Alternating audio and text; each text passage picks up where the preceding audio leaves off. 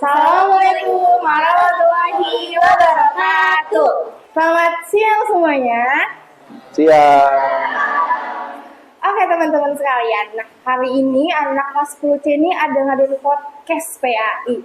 Nah kira-kira ini apa sih nama podcast kelas 10C? Nah, anak kelas 10C ini punya nama podcast nih, yaitu Sitos. Nah, oke, selanjutnya tema yang akan kita bawakan pada siang hari ini itu ada soal foya-foya, takabur, hasad, dan juga ria. Nah sebelum itu kita belum kenal nih kayaknya teman-teman. Tapi sebelum kita kenalan, perkenalan kata sayang. Sebelumnya perkenalkan, nama aku Anya Rustina. Aku membawakan materi takabur. Nah, aku Gina. Surat kali ini akan membawakan materi hasad. Aku Nisha membawakan materi foya-foya. Aku membawakan materi tentang ria. Oke teman-teman, kita udah kenalan nih. Nah, oke. Jadi untuk kalian yang pengen nanya tentang seputar yang tadi aku sebutin tadi, yang teman-teman aku juga sebutin tadi, boleh banget kalian juga kasih pertanyaan ke kita semua, karena kita akan juga membahas lebih dalam lagi supaya kalian juga lebih paham lagi. Kira-kira narasumber kita ini yang akan membahas podcast itu, kira-kira kalian tahu nggak siapa? Siapa ya? Oke. Ada yang tahu nggak? Kira-kira kita akan siapa nih narasumber kelas 10C? Enggak. Oke, yang akan membahas dan juga menjelaskan materinya yang kita ambil ini adalah guru PAI kita sendiri, guru agama kita sendiri, yaitu adalah Pak Junaidi. Untuk beliau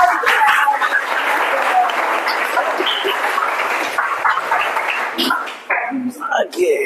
Assalamualaikum warahmatullahi wabarakatuh.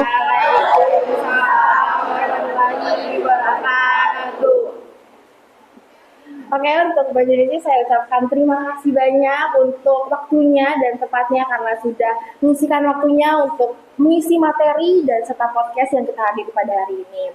Sama-sama. Oke, kira-kira maksudnya nggak sih kita membahas materinya untuk kira-kira enaknya mulai dari mana nih materi yang kita bahas? Dari foya-foya nggak sih? Iya, kayaknya foya-foya dulu nggak sih? Oke, untuk Nisha boleh untuk langsung materi yang akan disebutkan? Jadi hari ini aku mau bahas ada berita dari seorang aktor Indonesia. Gara-gara foya-foya, dia jadi sampai rugi 30 miliar. Waduh, kayak 30 menit gede banget gak sih? Ini. Jadi baru-baru ini dia kembali jadi suara dan kisah masa lalu. Di antaranya yaitu seks bebas dan katanya sih dari yang main online sampai ke casino udah dia semua. Nah terus dia juga nyobain judi di berbagai negara, mulai di Filipina, Malaysia, bahkan Makau juga. Dia tuh selama 6-10 tahun Diri. sadar kalau bebannya besar itu. Waduh, fenomenal tuh gede banget dan juga dan nyertain masalahnya cukup rada-rada gitu ya. Dan apa nih kira-kira tanggapan Pak Junaidi mengenai tadi yang Nisha sebutkan tuh gimana nih Pak kira-kira? Tadi siapa namanya? Nisha Pak. Enggak, bukan. Yang diomongin. Foya-foya. Hah? Denny Sumargo. Denny Sumargo tentang Tentang foya-foya. Dia nekat foya, nekat main judi untuk foya. waktu masih muda, sebelum terkenal. Iya. Densu itu dulu pebasket ya? Basket sombong. Terlepas dari agamanya apa, seingat saya dia Kristen gitu ya. Tapi dia punya jiwa petarung yang luar biasa gitu. Jadi dia jadi podcaster, sempat bermasalah sama salah satu komedian. Akhirnya dia minta maaf, lalu dia sempat ngerambah ke dunia agama juga, pernah undang tentang politisi segala macam. Intinya kita bisa belajar dari dia tentang hidup harus selalu bertumbuh dan jangan pernah membatasi diri kita. Bisa jadi itu lebih baik buat kehidupan kita. Tapi sisi negatifnya tentang foya-foya itu, ya dia sendiri merasakan bahwa foya-foya nggak menambah apapun, kecuali foya-foya yang dimaksud adalah sebuah gimmick, kayak misalnya yang dilakukan oleh Atta Halilintar. Itu bukan foya-foya, tapi itu gimmick konten. Nah, jadi dia ngelihat pangsa pasarnya orang-orang yang suka di flexing, suka berhalusinasi. Coba kalau gua anaknya ini, coba kalau gini. Dia ngambil pangsa pasar itu dan saat itu tepat. Akhirnya dia jadi raja YouTube se-Indonesia kalau nggak salah ya. Iya, betul. Sekarang siapa raja YouTube-nya? Nggak ngikutin. Nggak tahu, nggak ngikutin. Iya, nggak ngikutin banget. Tapi seliweran sih di TikTok, di YouTube juga banyak banget berada. Ya, itu aja sih Pak.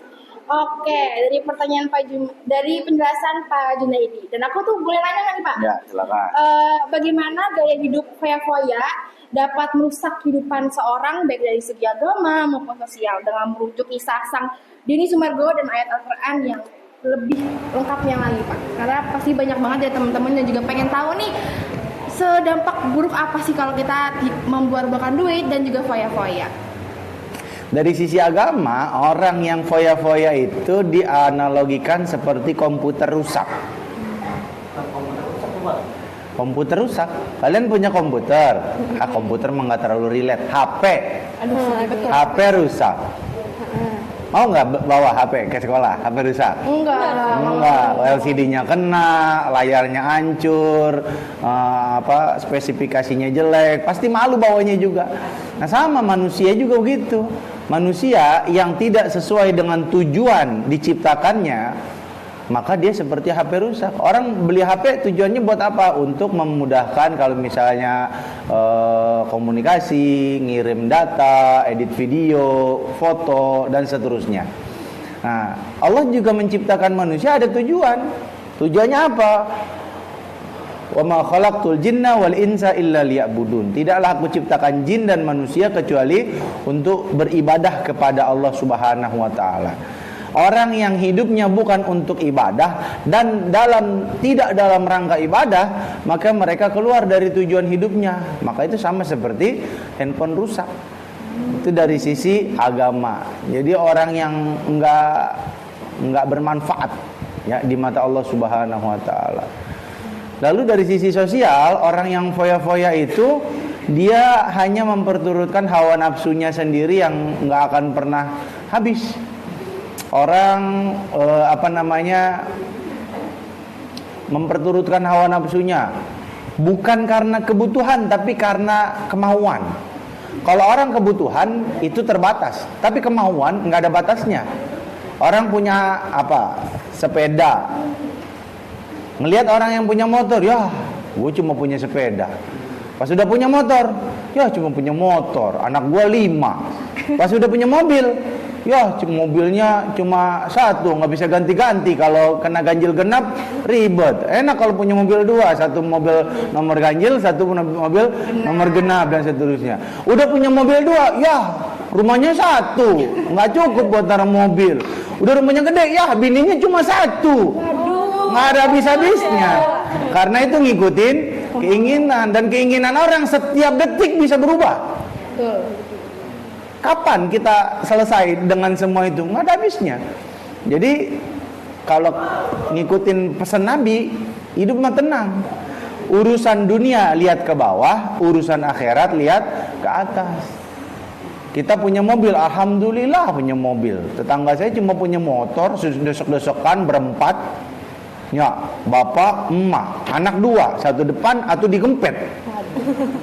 Yang punya motor, alhamdulillah masih punya motor. Tetangga cuma punya sepeda. Yang punya sepeda, alhamdulillah masih punya sepeda. Teman saya jalan kaki dari rumah ke sekolah. Yang jalan kaki, alhamdulillah masih bisa jalan. Ada orang yang patah tulang pakai tongkat jalannya. Yang patah tulang, alhamdulillah masih hidup. Teman saya meninggal, sampai sekarang nggak balik lagi. Jadi urusan dunia kalau kita ngelihatnya ke bawah, kita bersyukur terus. Sebaliknya urusan akhirat ngelihatnya ke atas.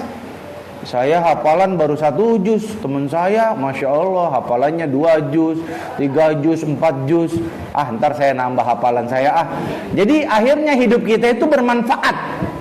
Kenapa? Karena kalau urusan akhirat semua orang bisa ngejar. Orang miskin bisa, orang kaya bisa. Orang bodoh bisa, orang pinter bisa. Urusan akhirat. Sementara urusan dunia nggak semua orang bisa ngejar. Apalagi yang lahir dari keluarga miskin, dia tidak punya privilege sebagaimana orang yang lahir dari keluarga kaya. Begitu ceritanya. Oke teman-teman, dari tanya yang tadi Pak Jun jelaskan, semoga kita terhindar dari itu dan terus hidup dengan penuh bersyukur. Lanjut, kira-kira ada pertanyaan nggak nih lanjut untuk pertanyaan lebih dalam lagi?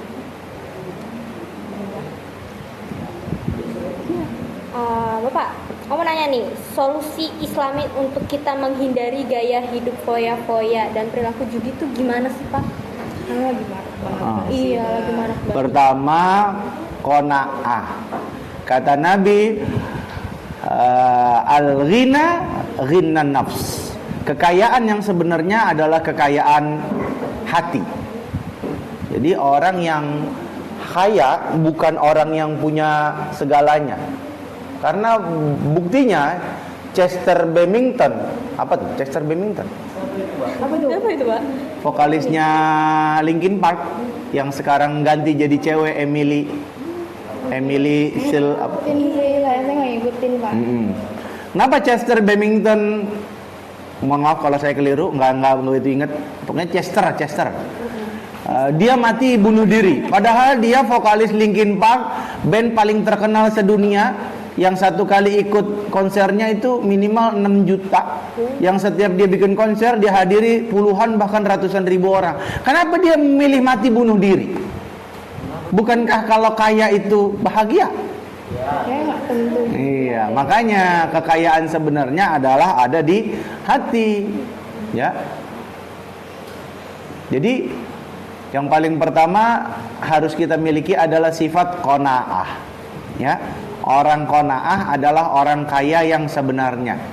Karena kalau orang kaya yang tidak selesai dengan keinginannya, maka dia akan terus-menerus merasa miskin. Dan itu yang paling parah. Merasa miskin padahal hidup serba cukup. Yang kedua, kita harus tadi yang saya bilang, membandingkan diri kita dengan orang yang kurang beruntung. Sering datang ke rumah orang yang lebih miskin, lebih melarat dari kita. Supaya apa? Ya Allah, ternyata dia buat makan mie aja harus ditambah nasi. Karbohidrat tambah karbohidrat ya.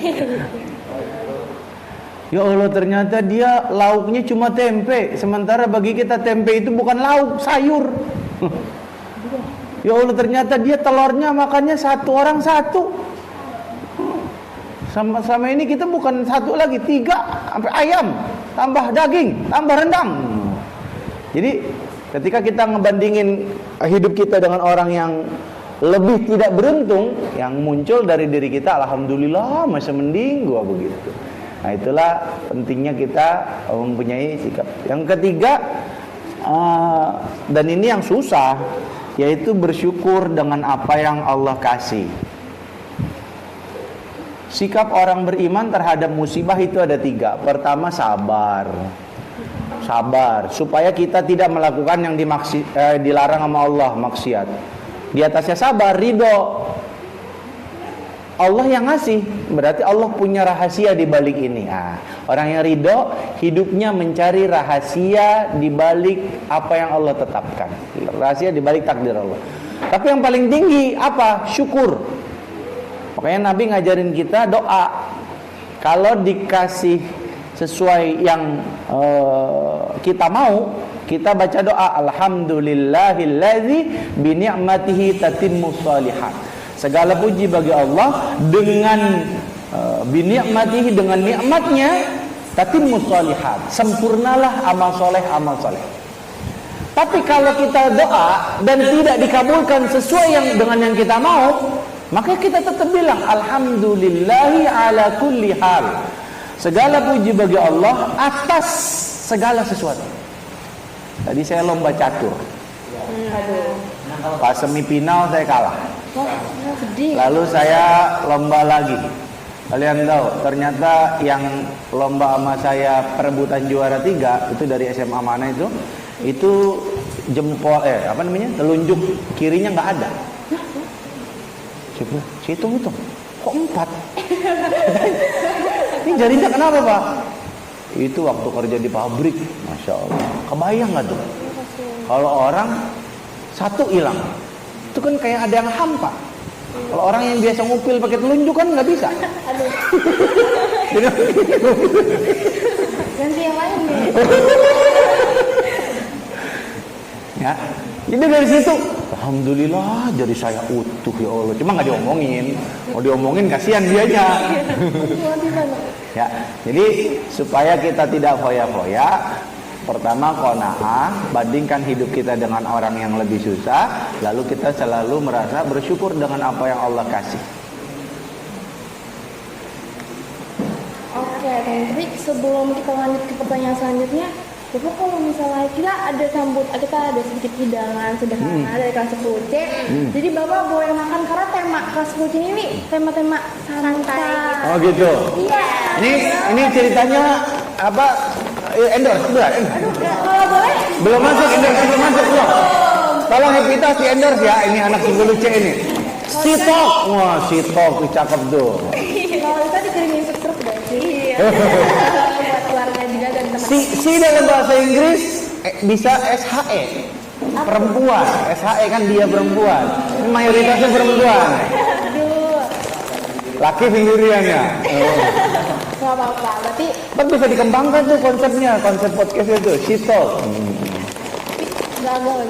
gagah berarti berani ya walaupun laki-laki sendirian gitu. Oke. Bareng-bareng. Anggap aja rumah sendiri. Makasih banyak nih. Pegang. Nah. Masa gue makan sendirian, lu makan Nggak apa-apa. Ayo lanjut. Lanjut kira-kira ada pertanyaan lainnya nih dari Jono. Itu baru foya-foya. Yang lain? Iya. Ada aja. Ini waktu. Oke, udah. Oke ya. Tinggal 10 menit. Soal takabur teman-teman. Takabur. Iya, takabur. Benar banget iuran di IG, Twitter, dan juga TikTok. Dan pasti teman-teman juga tahu nih kasus yang sempat viral dan katanya udah berdua. Oke, lanjut ya. Ivan Sugianto. Allah. Alhamdulillah. Lanjut ada Ivan Sugianto adalah pengusaha di Surabaya.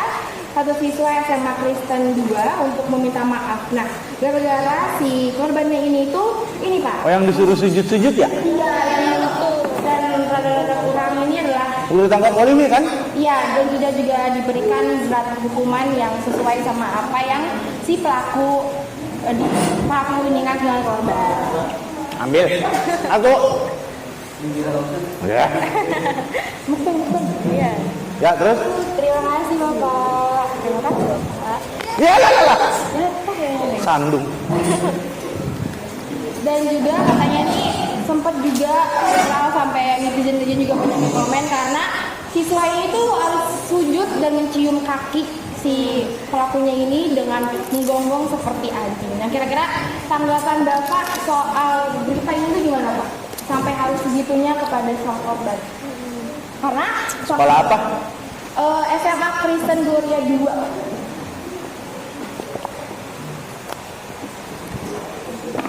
Yang pertama dari sisi sombongnya dulu ya. Iya.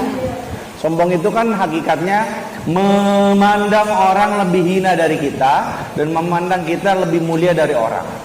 Kenapa dia melakukan hal itu? Karena dia melihat diri dia lebih mulia daripada orang tadi. Maka dia merasa punya hak untuk menyuruh orang sujud sama dia.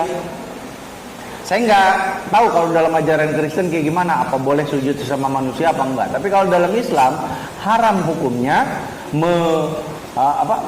bersujud kepada sesama manusia. Haram juga hukumnya sujud kepada makhluk, hewan, binatang, tumbuhan. Haram juga sujud kepada matahari seperti agama Shinto. Jadi kalau dalam agama Islam sujud ke orang lain, sujud kepada makhluk haram. Hanya boleh sujud kepada Tuhan. Sama juga haram menyuruh orang sujud. Apalagi sujudnya kepada kita. Nah, itu berarti kita menganggap diri kita Tuhan. Haram, nggak boleh.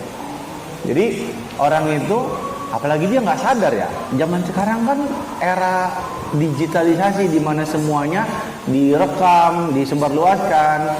Ya akhirnya dia dapat apa yang dia lakukan. Kalau dalam agama Kristen itu konsep tabur tuai, benar nggak? Kalau dalam agama Islam itu namanya konsep balasan. Al jaza min jinsil amal. Balasan sesuai dengan apa yang diperbuat. Nah, tapi dari si pelakunya ini Pak, katanya tuh dia sampai seperti itu tuh karena anaknya sendiri itu dikatain nih sama si korbannya, katanya rambutnya seperti pudel. Sampai si pelakunya Pudel. pudel Pudel Yang ngomongnya pudel apa pudel? Pudel. Setahu saya pudel deh, nama anjing. Oh. Bukan pudel. Heeh. Pak itu di sini, Pak. Terus.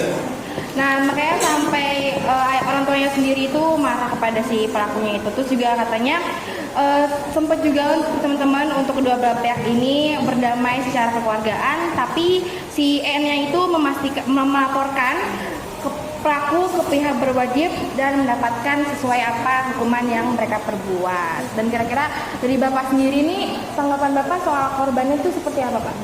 Ya, kita tentu tidak menormalisasi pembulian. Semua jenis pembulian nggak boleh dilakukan, baik kepada orang yang belum kita kenal ataupun yang sudah kita kenal, baik dekat maupun tidak dekat. Yang kedua, harusnya, ini kalau dalam konsep Islam ya, saya nggak ngomongin agama lain, kan itu kan kejadiannya di SM sekolah Kristen. Kalau dalam Islam, kita boleh memilih salah satu dari dua ketika kita dizolimi orang. Pertama, dan ini yang paling utama, memaafkan. Kalau cuma urusan pribadi, yang paling utama memaafkan. Tapi kalau kita nggak bisa memaafkan, boleh pilih pilihan kedua. Apa itu? Membalas. Tapi balasannya harus sesuai dengan apa yang dikerjakan. Kalau anaknya dibilang rambutnya mirip pudel, harusnya kalau mau ngebales, ya anaknya yang ngebales ke anak si pelaku, bukan bapaknya yang ngurus sujud-sujud. Itu tidak sesuai dengan balasan. Misalnya dulu ada perempuan nolak lamaran dari seorang laki-laki, kecewa, disiram tuh, mukanya yang cantik jadi kena air, jadi rusak lah. Nah, si perempuan ketika di pengadilan, dia nggak minta apa-apa, dia minta laki-laki itu merasakan apa yang saya rasakan. Nah, itu berarti pilihan yang kedua. Dalam Islam itu namanya kisos. Kalau kuping kita dipotong, kita berhak minta orang yang motong kuping kita, kupingnya dipotong juga. Tapi sesuai. Kalau yang satu dipotong, ya berarti jangan minta dua. Kalau kepotongnya cuma secuil, jangan semuanya dipotong. Jadi harus dan menurut saya apa yang dilakukan itu sampai sujud itu nggak seimbang.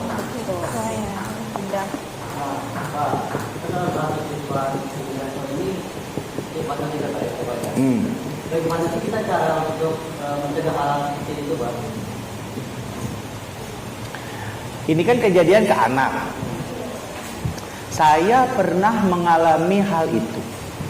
Anak saya dibully. Yang pertama saya lakukan adalah saya kuatkan anak saya dulu. Yang namanya sekolah, tempat apapun, nggak mungkin aman dari omongan orang. Maka sabar. Jadi yang pertama saya lakukan adalah menguatkan perasaan anak saya, sabar. Ternyata berulang. Kalau berulang nggak cukup sabar, tapi harus orang yang ngebully tahu siapa kita. Makanya saya ajarin anak saya untuk ngebela dirinya. Dia dibully dengan bisa kadang fisik, kadang omongan, kadang dijauhin teman dan segala macam. Saya ajarin ke anak saya tidak pernah ganggu kamu dan jangan pernah ganggu saya. Saya ajarin ngomong kayak begitu. Ngomongnya sambil berdiri, lihat matanya, nadanya tinggi. Dan benar, lumayan, takut. Ternyata ngajakin temennya. Berulang lagi tuh. Apa yang saya lakukan? Saya hubungin orang tuanya. Tapi karena di situ wali muridnya perempuan, saya kasih istri saya, biar perempuan lawan perempuan. Tegur tuh. Satu persatu tuh yang ngebully di WA sama istri saya. Minta maaf semua, kecuali satu orang. Saya teliti kenapa orangnya. Oh, kemungkinan ada urusan dengki. Karena anak saya itu dari kelas 1 sampai kelas 2, ranking 1, ranking 2, ranking 1, ranking 2. Hafalannya 2 juz. Pinter dan dia ngerasa tersaingi. Mungkin urusan hasad. Lalu saya bilang, bisa Umi tanganin nggak? Kalau nggak bisa, Abi yang ngomong.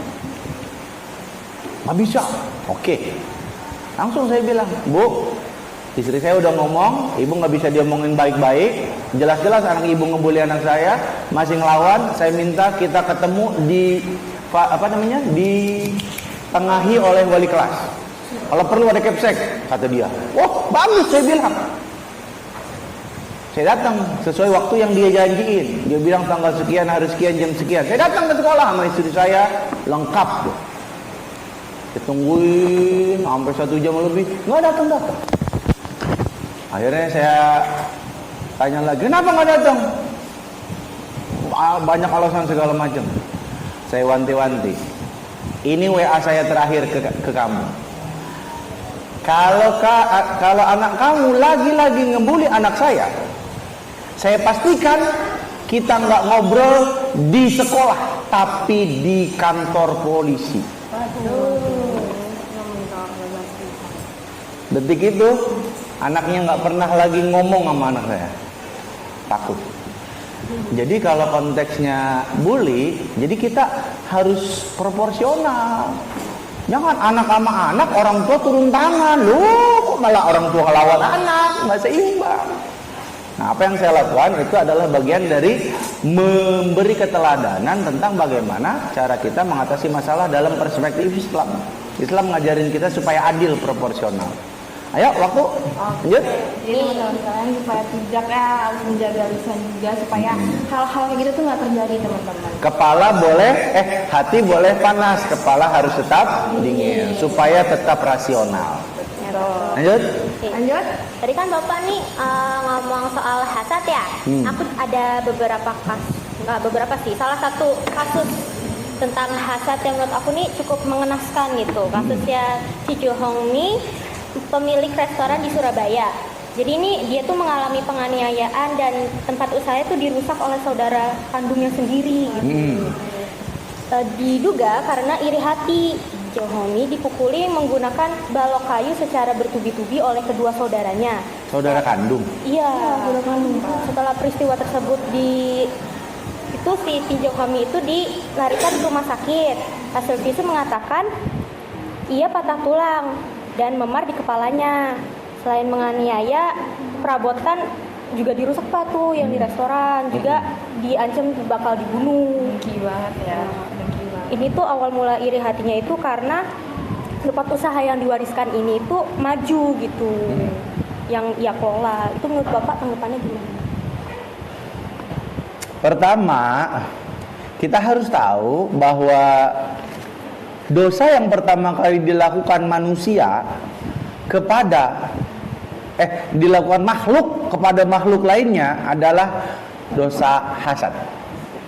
Kenapa iblis nggak mau menuruti perintah Allah untuk sujud hormat kepada Nabi Adam?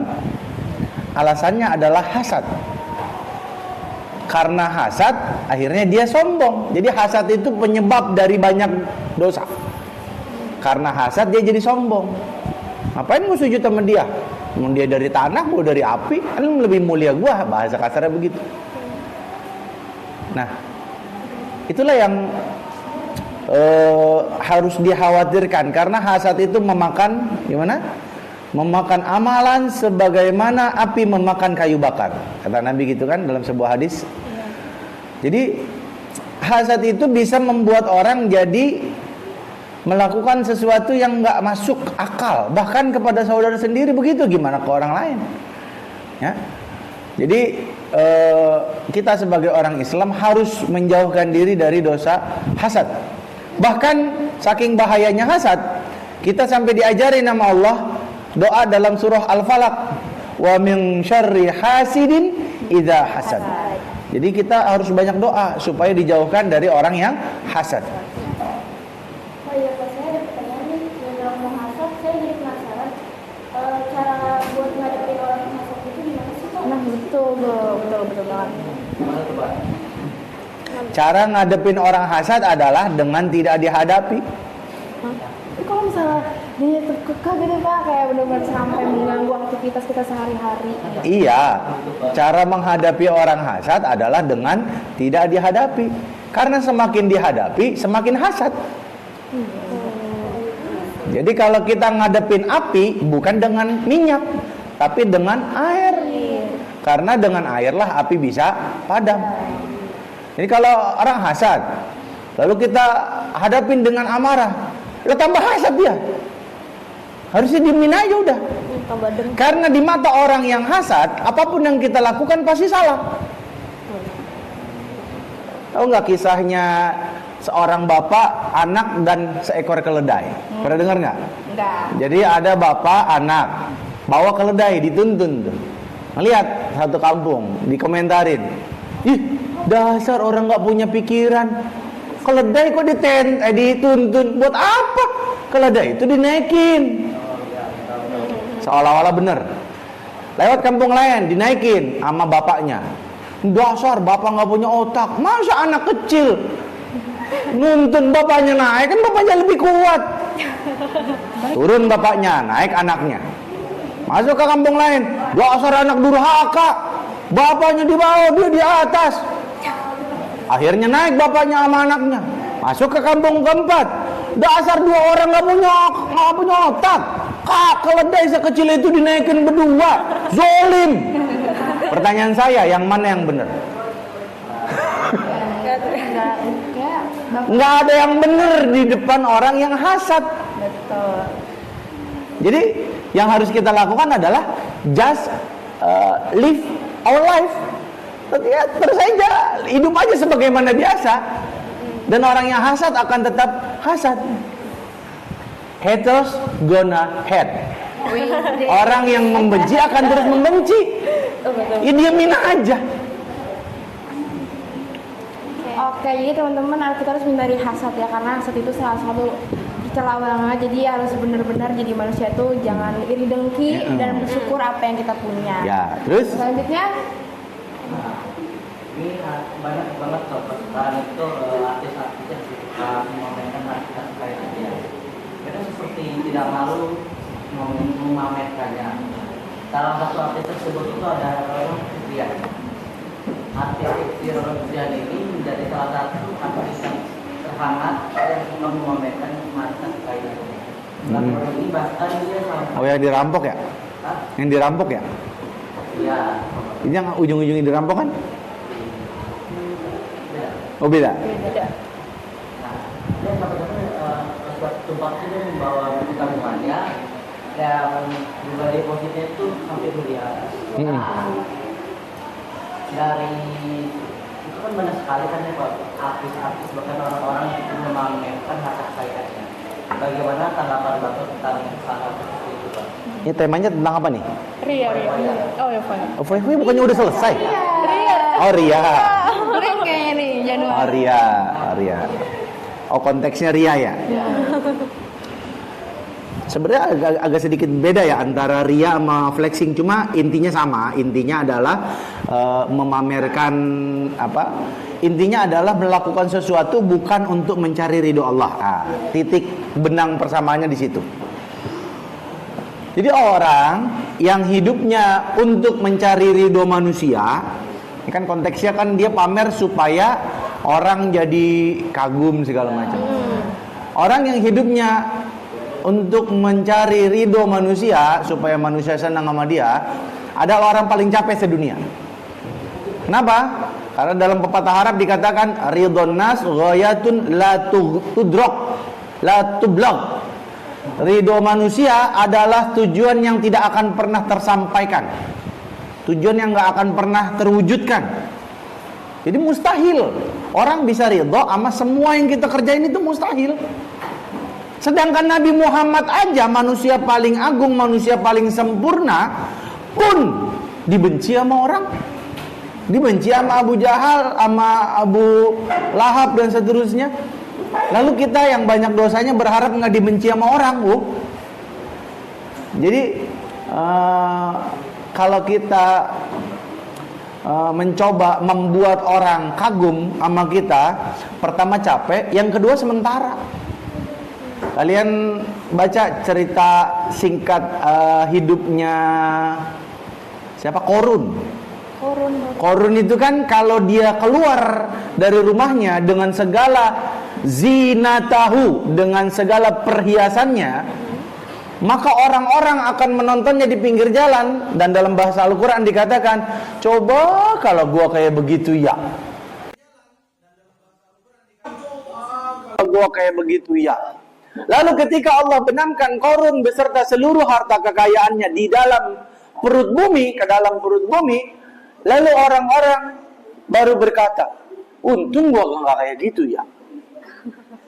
Belum kering lidah mereka bilang, coba kalau gua kayak gitu ya. Lalu mereka langsung bilang, untung gua nggak jadi kayak gitu ya. Jadi capek nyari ridho manusia itu. Intinya hidup aja sesuai dengan ridho Allah, selesai. Manusia mau suka mau nggak suka, yang penting kita nggak ganggu mereka, nggak ada peraturan yang kita langgar, baik itu peraturan agama maupun peraturan negara.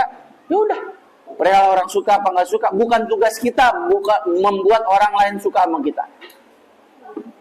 Itu emang kita tuh harus sering-sering bersyukur terus ya, pilih milih ya Mbak Berita, karena dari artis juga banyak Pak berita-berita hoax, karena kemungkinan tuh ada melenceng gitu.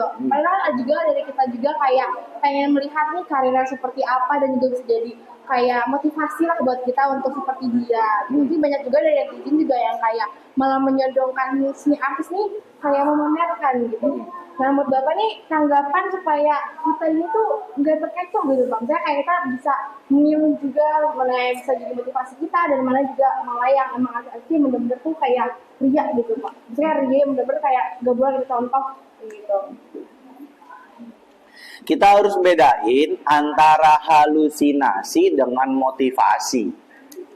Kalau motivasi itu sesuatu yang pengen kita wujudkan dan itu berhubungan dengan kehidupan kita. Itu namanya motivasi. Tapi kalau halusinasi, sesuatu yang kita cuma suka doang, lalu kita jadikan sebagai obsesi. Itu yang keliru. Motivasi itu misalnya gimana? Kita lagi, keluarga kita ekonominya kurang. Lalu kita termotivasi sama orang yang dulu hidupnya pernah kurang, ekonominya lemah, lalu dia berusaha sungguh-sungguh, lalu akhirnya dia bisa membalikan kondisi ekonominya sehingga menjadi berkecukupan bahkan lebih. Itu namanya motivasi. Tapi kalau halusinasi, kita ngelihat orang yang hidupnya cuma poya-poya, nggak ada sama sekali kerja kerasnya, ya cuma ngelihat orang yang dari lahir kaya. Kayak siapa? Rapatar, lahir emang udah takdirnya kaya. Betul, cipung. Lalu kita gue pengen jadi Rapatar. Lah itu namanya halusinasi. Nah, kita harus memilih. Bagus untuk meniru orang, misalnya kayak Atta Halilintar. Lihat dari dia makan serba kekurangan, saudaranya ada 11, bersaudara dan seterusnya. Gimana caranya sampai mereka sustain, bertahan, survive dan seterusnya. Bagaimana mereka bersyukur dengan apa yang ada dan seterusnya. Itu yang perlu kita nilai, bukan flexingnya, ya, bukan flexingnya. Wallahu a'lam bishawab. Oke, jadi yang tadi aku tanya ini, kita harus pilih teman-teman berita di seputar-putar media-media yang pasti banyak banget dari mereka tuh yang hoax dan juga malah bikin opini. Tapi gak terasa ini, waktu tuh gak terasa banget ya teman-teman. Ternyata kita udah selesai podcastnya, udah sedih banget. Tapi saya ucapkan juga terima kasih kepada Pak Junaidi karena telah memberi materi kepada kita semua yang bisa menambah wawasan, serta bisa juga nih kita belajar tentang pola pilih memilih ya teman-teman berita serta segala macam di sosial media, karena emang era digital itu emang pintar memilih. Betul Pak? Alhamdulillah. Dan dari Bapak nih kira-kira ada yang disampaikan nggak nih ke kelas 10C tentang materi yang Bapak kita bahas pada kali ini? Ya, singkat ya. Kita hari ini belajar tentang pertama takabur dulu. Takabur. Hidup ini kita itu manusia dari setetes air mani, setetes air hina. Nggak pantas kita sombong. Kita semua sama, lahir ke dunia telanjang, nggak punya apa-apa. Nggak ada yang perlu kita sombongin. Kita ngelihat orang yang lebih bodoh, harusnya kita ajarin. Kita ngelihat orang yang lebih pintar, harusnya kita belajar dari dia. Kita ngelihat orang yang kaya, harusnya kita jadiin motivasi. Kita ngelihat orang miskin, harusnya kita bantu. begitulah kita melihat semua manusia menjadikan kita berpikir dan bersikap positif. Nyambung dengan hasad. Jangan sampai kita ngelihat orang yang pintar, ngelihat orang yang kaya, justru timbulnya malah hasad. Dia pintar banget. Nah, akhirnya dijelek-jelekin, jangan temenan sama dia begetek, dan seterusnya dan seterusnya. Sikap hasad ini adalah sikap yang dimiliki oleh orang yang pengecut, yang nggak berani menghadapi hidup, yang nggak berani mengakui secara jujur bahwa saya ada di bawah dia. Orang yang berani adalah orang yang jujur mengatakan saya ada di bawah dia, saya ingin lebih dari dia, maka saya harus bekerja keras. Tapi kerja keras juga nggak cukup, harus diniati dengan ikhlas. Kalau orang hilang keikhlasan, maka timbulnya tadi sum'ah, pengen didengar, ya, apalagi ujub, takjub sama diri sendiri, padahal diri kita itu bukan siapa-siapa. Kalau diri kita dibandingkan para ulama, kita cuma sebutir debu, ya. Apalagi intinya nggak ikhlas itu menyebabkan banyak akhlak-akhlak yang negatif. Lalu kalaupun kita ikhlas, nyambung ke yang keempat, nggak boleh kita hidup ini foya-foya. Ikhlas, harta kita benar harta kita, tapi kalau bisa kita sadari bahwa apa yang kita miliki itu hakikatnya bukan milik kita sepenuhnya, maka kita baru paham tuh hakikat firman Allah, haza min fadli rabbi, ini dari Tuhanku. Maka kita semua harus selalu berdoa agar dihindarkan dari takabur, ria, sum'ah, sombong, apalagi kikir, boros, dan tidak ikhlas. Semoga apa yang kita bahas hari ini menjadi pelajaran buat kita. Terima kasih. Assalamualaikum warahmatullahi wabarakatuh. Waalaikumsalam. Ya, silakan kepada MC. Oke, nggak terasa banget udah selesai. Saya ucapkan terima kasih lagi kepada Pak Jun karena telah mengisi materi ke kelas 10C. Beri tepuk tangan dulu dong yang meriah nih buat Pak Jun.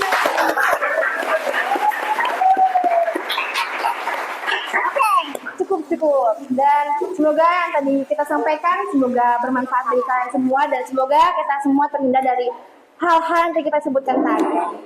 Oke, dari kita berempat podcaster ini kita ucapkan selamat tinggal semuanya dan sampai bertemu di lain. Sampai ketemu di Sitok berikutnya. Dadah.